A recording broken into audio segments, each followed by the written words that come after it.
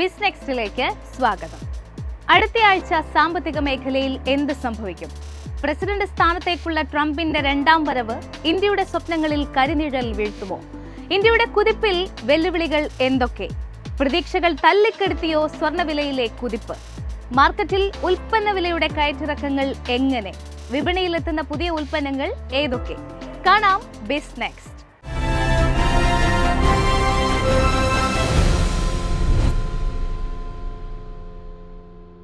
President സ്ഥാനത്തേക്കുള്ള ട്രംപിന്റെ രണ്ടാം വരവ് രാജ്യാന്തര തലത്തിൽ നിർണായകമാണ്, പ്രത്യേകിച്ച് ഇന്ത്യക്ക്. വരും വർഷത്തിൽ ഇന്ത്യയെ കാത്തിരിക്കുന്നത് നിരവധി വെല്ലുവിളികളാണെന്നാണ് റിപ്പോർട്ടുകൾ. ശ്രദ്ധിച്ചാൽ മുന്നേറാനുള്ള മാർഗങ്ങളും ഇന്ത്യക്ക് മുന്നിലുണ്ട്. രാജ്യത്തിന്റെ ദീർഘകാല വീക്ഷണം പോസിറ്റീവാണ്. ലോകത്തിലെ മൂന്നാമത്തെ സമ്പദ് വ്യവസ്ഥയായി മാറുമെന്ന പ്രതീക്ഷകൾ, അടിസ്ഥാന സൗകര്യ നിക്ഷേപങ്ങളും സുസ്ഥിരമായ മാക്രോ ഇക്കോണമിക് അന്തരീക്ഷവും ഇതിന് ഊർജം പകരുമെന്നാണ് കണക്കുകൂട്ടൽ. തീർച്ചയായും ഇന്ത്യ വളർച്ചയുടെ നിർണായക ഘട്ടത്തിലാണ്. എന്നാൽ ആഗോള സമ്പദ് വ്യവസ്ഥ ഭൗമരാഷ്ട്രീയ പിരിമുറുക്കങ്ങളും സാമ്പത്തിക വിപണിയിലെ ചാഞ്ചാട്ടത്തിലും പിടിമുറുക്കുകയാണ്. ട്രംപിന്റെ രണ്ടാം വിജയം ഇന്ത്യക്ക് പ്രത്യാഘാതങ്ങൾ സൃഷ്ടിച്ചേക്കും. 2025-ലും 2026-ലും ഇന്ത്യയുടെ സാമ്പത്തിക വളർച്ച 6% കുറയുമെന്നാണ് DBS ബാങ്ക് പ്രവചിക്കുന്നത്. ട്രംപിന്റെ ആദ്യ ടേമിൽ അനുഭവപ്പെട്ടതുപോലുള്ള വ്യാപാര സംഘർഷങ്ങൾ വീണ്ടും ഉയർന്നു വന്നേക്കാം. ഇമിഗ്രേഷൻ നയങ്ങൾ ഇന്ത്യയുടെ സുപ്രധാന സേവന മേഖലയെ ബാധിക്കും. സാമ്പത്തിക വിപണിയിലെ ചാഞ്ചാട്ടം, US ട്രഷറി ആദായത്തിൽ കുത്തനെയുള്ള ഉയർച്ച, ഡോളറിന്റെ മൂല്യം എന്നിവ ഇന്ത്യൻ ആസ്തികളിലും ഒഴുക്കിലും സമ്മർദ്ദം ചെലുത്താൻ സാധ്യതയുണ്ട്. രൂപയുടെ മൂല്യം വീണ്ടും താഴേക്ക് തന്നെ.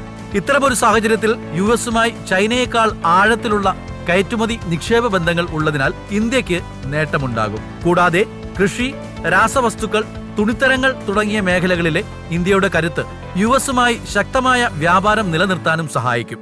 അടുത്ത 5 വർഷത്തിനുള്ളിൽ US-നും ചൈനയ്ക്കും പിന്നിൽ ലോകത്തിലെ മൂന്നാമത്തെ വലിയ സമ്പദ് വ്യവസ്ഥയാകാനുള്ള പാതയിലാണ് ഇന്ത്യ. കത്തിക്കയറുകയാണ് സ്വർണ്ണവില.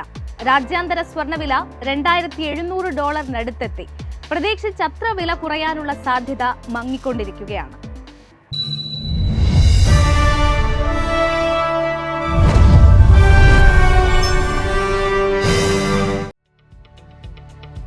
റഷ്യ-യുക്രൈൻ യുദ്ധം രൂക്ഷമാകുകയാണ്. ഇതോടെ ഡോളർ ശക്തി നേടി. 13 മാസത്തിന് ശേഷം ആദ്യമായി 107 കടന്നു. സ്വർണ്ണവില കഴിഞ്ഞ 5 ദിവസത്തിനിടെ മാത്രം പവന് കൂടിയത് 2320 രൂപയാണ്. അമേരിക്കയിലെ തൊഴിലില്ലായ്മ നിലവാരം 7 മാസത്തെ താഴ്ചയിലേക്ക് കൂപ്പുകുത്തിയത് ഡോളറിന് വളമാകുകയായിരുന്നു. ഡോളറിന്റെ മൂല്യം കൂടിത്തുടങ്ങിയത് സ്വർണത്തിന് തിരിച്ചടിയാണ്. ഇനി സ്വർണം വാങ്ങാൻ കൂടുതൽ തുക ചെലവിടണം. സ്വർണത്തിന് ശക്തി പകരുന്നതാണ് യുദ്ധം. സമ്പദ് വ്യവസ്ഥയ്ക്ക് യുദ്ധം വലിയ വെല്ലുവിളിയാണ്. ഓഹരി, കടപ്പത്ര വിപണികൾക്ക് കനത്ത ക്ഷീണം നൽകുന്നതാണ് നിലവിലെ സാഹചര്യങ്ങളെല്ലാം. അങ്ങനെ സ്വർണം വീണ്ടും സുരക്ഷിത നിക്ഷേപമായി മാറും.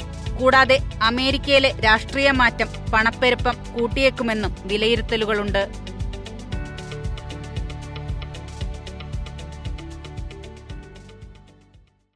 കാർഷിക വിപണിയിൽ അടുത്ത വാരം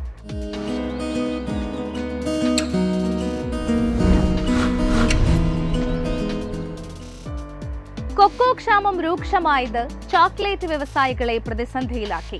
ഹൈറേഞ്ചിൽ കൊക്കോ 700 രൂപയിലേക്ക് കയറി. വില തകർച്ച സൃഷ്ടിച്ച് കർഷകരിൽ നിന്നും കുരുമുളക് കൈക്കലാക്കാൻ സംഘടിത നീക്കം. നാളികേരത്തിന് പ്രിയമേറിയെങ്കിലും ഉൽപ്പന്ന വിലകളിൽ മാറ്റമില്ല.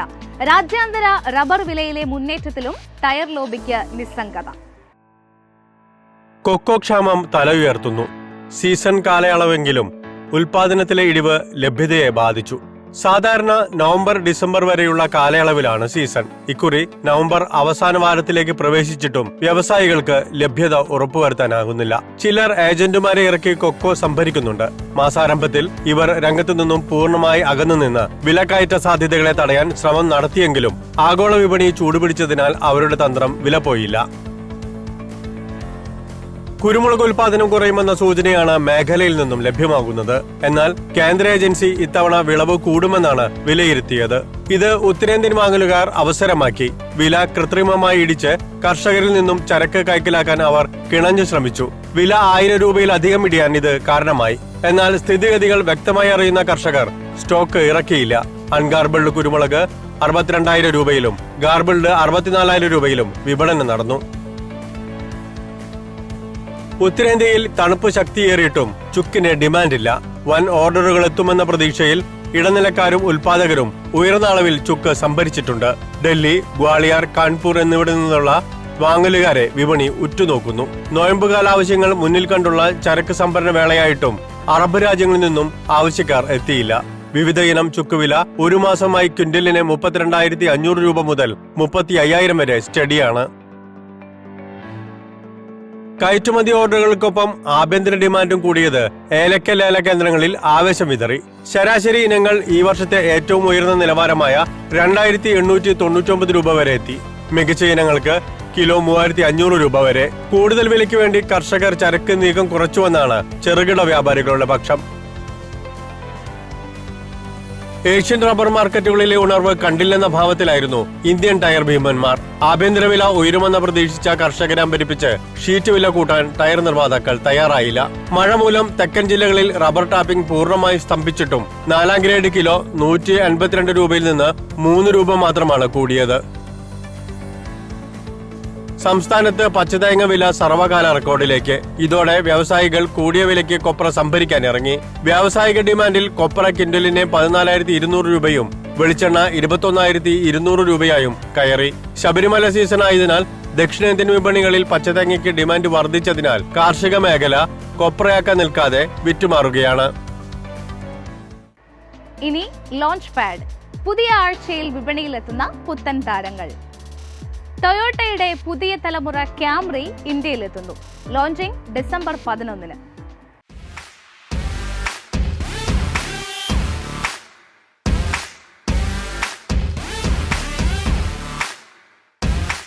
ജാപ്പനീസ് കാർ നിർമ്മാതാക്കളായ ടൊയോട്ടയുടെ 9ാം തലമുറക്കാരൻ കാംറി ഇന്ത്യൻ വിപണിയിലെത്തുന്നു. കാംറിയുടെ പുതിയ തലമുറ അന്താരാഷ്ട്ര വിപണിയിൽ നേരത്തെ സാന്നിധ്യമറിയിച്ചതാണ്. ഡിസൈനിങ്ങിൽ ഉൾപ്പെടെ ഒട്ടേറെ സവിശേഷതകളാണ് ഈ വാഹനത്തിനുള്ളത്. ഏറ്റവും വലിയ മാറ്റങ്ങളിലൊന്ന് എക്സ്റ്റീരിയറും ഇന്റീരിയർ ഡിസൈനുമാണ്. പുതിയ LED ഹെഡ്ലൈറ്റുകൾ, LED ടെയിൽ ലൈറ്റുകൾ, വീൽ ഡിസൈനുകൾ, മുന്നിലും പിന്നിലും പുതിയ ബമ്പറുകൾ എന്നിവയുണ്ടായിരിക്കും. പരമ്പരാഗത ടച്ച് സ്ക്രീനു പകരം 12.3 ഇഞ്ച് ഇൻഫോർടൈൻമെന്റ് ടച്ച് സ്ക്രീൻ ഡിസ്പ്ലേയാണ് നൽകിയിരിക്കുന്നത്. Hi fi audio system, heated ventilated സീറ്റുകൾ തുടങ്ങിയ പുതിയ ഫീച്ചറുകളും പുതിയ ക്യാമറയ്ക്ക് ഉണ്ടാകും. നൂതന സുരക്ഷാ ഫീച്ചറുകളും എടുത്തു പറയേണ്ട സവിശേഷതയാണ്. വില വിവരം പുറത്തുവിട്ടിട്ടില്ലെങ്കിലും പ്രീമിയം ശ്രേണിയിൽ തന്നെ ആയിരിക്കുമെന്നാണ് സൂചന. ടീസർ പുറത്തിറക്കിയതിന് പിന്നാലെ ഇന്ത്യയിൽ ലോഞ്ചിംഗ് തീയതി പ്രഖ്യാപിച്ച് റെഡ്മി. 20,000 രൂപയുടെ അത്യുഗ്രൻ ഫോൺ എന്ന് സൂചനകൾ. ഡിസംബർ 9-നായിരിക്കും റെഡ്മി നോട്ട് 14 സീരീസ് ലോഞ്ച് ചെയ്യുക. ഇൻസ്റ്റഗ്രാം ബ്രോഡ്കാസ്റ്റിംഗ് ചാനലിലൂടെയായിരുന്നു പ്രഖ്യാപനം. ടീസർ പ്രകാരം വരാനിരിക്കുന്ന സീരീസ് വിപുലമായ AI സവിശേഷതകളും ഗെയിം, അത്യാധുനിക ക്യാമറ സവിശേഷതകളും അടങ്ങിയതാണെന്നാണ് സൂചന. സീരീസ് സെപ്റ്റംബറിൽ ചൈനയിൽ ലോഞ്ച് ചെയ്തതാണ്. ചൈനയിൽ ലോഞ്ച് ചെയ്ത വെർഷനുകൾ കമ്പനി ഇന്ത്യയിലേക്കും കൊണ്ടുവരാനുള്ള സാധ്യത ഏറെയാണ്. കൂടാതെ ഫോണുകളുടെ രൂപകൽപ്പന സമാനമായിരിക്കുമെന്നാണ് പ്രതീക്ഷ. ബജറ്റ് ഫ്രണ്ട്ലി സ്മാർട്ട് ഫോൺ വിപണിയിൽ സ്ഥാനം ശക്തിപ്പെടുത്തുന്നതിന് ഡിസ്പ്ലേ ഗുണനിലവാരം, ക്യാമറയുടെ വൈദഗ്ധ്യം, ബാറ്ററി ശേഷി എന്നിവയിൽ സീരീസ് ശ്രദ്ധ കേന്ദ്രീകരിച്ചതായാണ് സൂചന. വിനോദവാരം.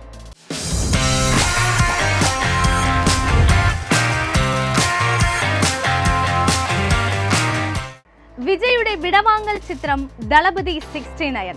വീണ്ടും വെള്ളിത്തിരയിലെ വിസ്മയമായി ഋഷഭ് ഷെട്ടിയുടെ കാന്താര 2. ഒപ്പം കാർത്തിയുടെ വാ വാദിയാർ. വിവാദങ്ങൾക്കിടെ പുതിയ ലോഞ്ച് തീയതിയുമായി കങ്കണ റണൌട്ടിന്റെ എമർജൻസി.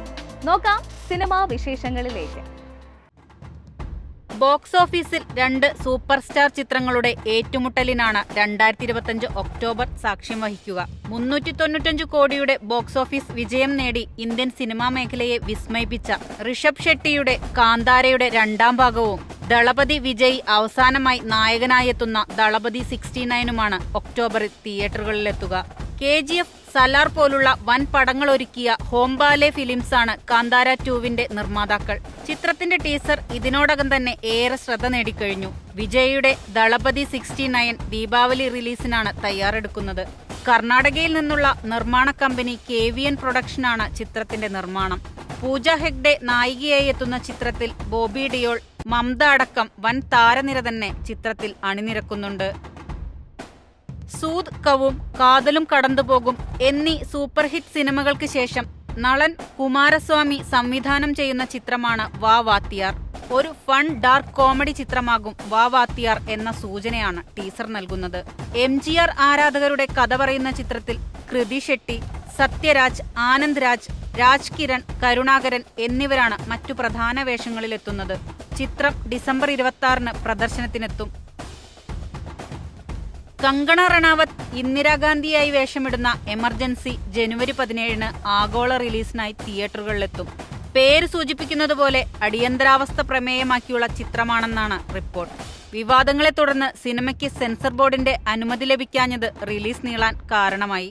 പുനരവലോകനം ചെയ്ത ശേഷം സെൻസർ ബോർഡ് നിർദ്ദേശിച്ച 13 കട്ടുകളും മറ്റു ദൃശ്യമാറ്റങ്ങളും വരുത്തിയാണ് ചിത്രത്തിന് അന്തിമ അനുമതി ലഭിച്ചത്. ആദ്യമായി കങ്കണ സ്വതന്ത്ര സംവിധാനം ചെയ്യുന്ന ചിത്രം നിർമ്മിക്കുന്നത് മണികർണിക ഫിലിംസ് ആണ്. സഞ്ജയ് ഗാന്ധിയായി മലയാളി താരം വിശാഖ് നായർ വേഷമിടുന്നു. രാജ്യത്തെ ഏറ്റവും ശക്തമായ സ്ത്രീയുടെ ഇതിഹാസ കഥയും ഇന്ത്യയുടെ വിധിയെ മാറ്റിമറിച്ച നിമിഷവുമെന്നാണ് ചിത്രത്തെക്കുറിച്ച് കങ്കണ സോഷ്യൽ മീഡിയയിൽ കുറിച്ചത്. നെറ്റ്ഫ്ലിക്സ് ആണ് ചിത്രത്തിന്റെ OTT റൈറ്റ്സ് സ്വന്തമാക്കിയിരിക്കുന്നത്. ഇനി പ്രധാന ഇവന്റുകൾ. മൺസൂൺ ആർട്ട് ഫെസ്റ്റ് തുടങ്ങി. സംസ്ഥാനത്തെ 6 കേന്ദ്രങ്ങളിലാണ് ചിത്രശില്പകലാ പ്രദർശനം.